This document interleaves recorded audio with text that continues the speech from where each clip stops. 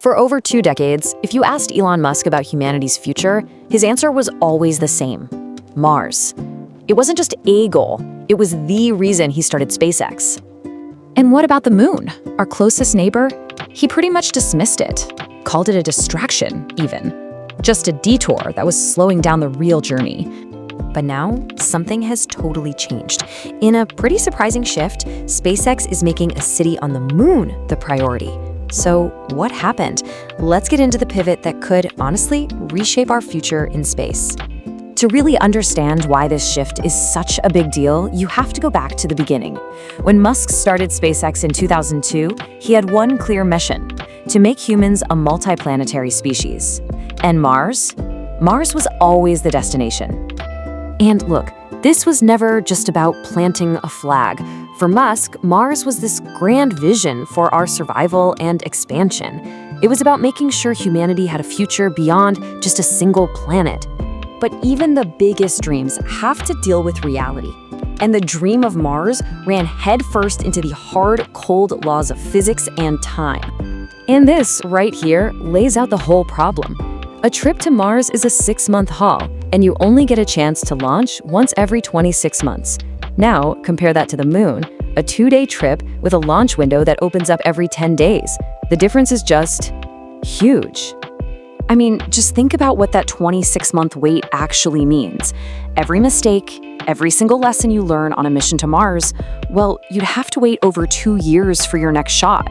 You can't build a city quickly that way. It's just not possible.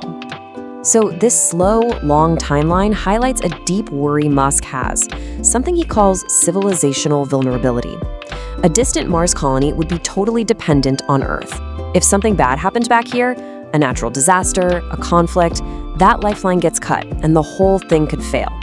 So in this race against unpredictable risks, he began to realize that the Mars First plan might just be too slow. It was too slow to create a real backup for humanity. He had to rethink that very first step. And this is where the moon, the place once called a distraction, suddenly becomes the new priority. It offers a totally different and much, much faster blueprint for survival. I mean, just look at the difference in speed. The moon's proximity means you can have rapid iteration. You can learn, you can build, you can fail, and you can try again in a matter of weeks, not years. That's a pace that is simply impossible with Mars.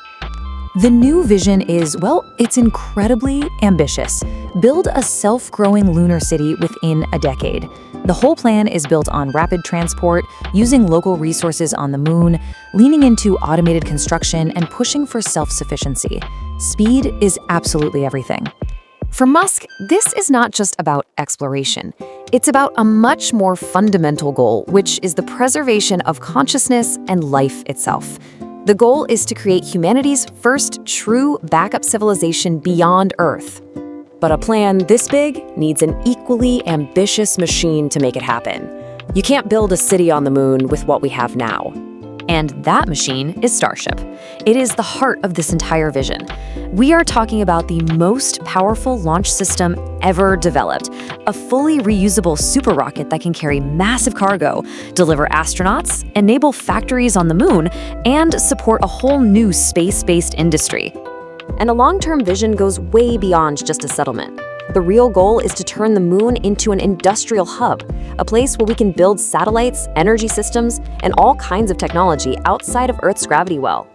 So you're probably wondering, does all this focus on the moon mean the dream of Mars is dead?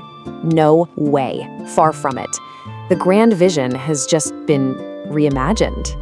The timeline has just changed. Right now, the focus is 100% on building a self-sustaining city on the moon. But in about 5 or 6 years, development for Mars can start right alongside the lunar expansion. That means a human mission to Mars is still very much on the table for the early 2030s. So, what you should take away from this is that the moon is now the critical first step. It's the place we learn how to really live beyond Earth. A city on the moon? Well, that marks the beginning of a whole new chapter. It's the moment we become truly multi-planetary. So the new path is clear. First, the moon. Then, Mars.